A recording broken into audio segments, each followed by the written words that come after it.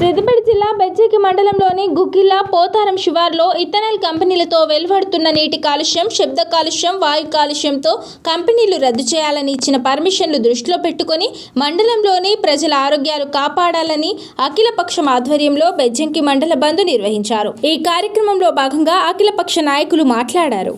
ఆధ్వర్యంలో ఏర్పాటు చేసినటువంటి బంద్కు అన్ని పార్టీ నాయకులు వచ్చినందుకు మరియు కుల సంఘాలు మరియు ప్రజా సంఘాలు వచ్చినటువంటి కార్యకర్తలందరికీ ఈ యొక్క వచ్చిన నాయకులకు కార్యకర్తలకు అందరికీ ధన్యవాదాలు చెప్పుకుంటూ, ముఖ్యమైన విషయం ఏంటంటే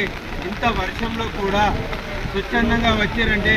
ఆ ఇథనాల్ ఫ్యాక్టరీతో ఎంత విష ప్రభావం ఉందో స్వచ్ఛందంగా వచ్చినటువంటి వ్యక్తులు ఉదయం నుంచి 7 గంటల నుండి ఈ టైం వరకు కూడా అన్ని స్కూళ్ళు బంద్ చేసుకుంటూ కళాశాలలు, ఎంఆర్ఓ ఆఫీస్, ఎంపీడీఓ ఆఫీసు మరియు వాణిజ్య పరిశ్రమలు మరియు మా బ్యాంకులను కూడా బంద్ చేసినటువంటి ఈ కార్యకర్తలకు, రైతులకు అందరికీ కృతజ్ఞతలు తెలుపుతున్నాము. ఈ పోరాటం ఇంతటితో ఆగదు, బంద్తో ఆగదు. దశల వారీగా చేసుకుంటూ రాజీవ్ రహదారినైనా నిర్బంధించుకుంటూ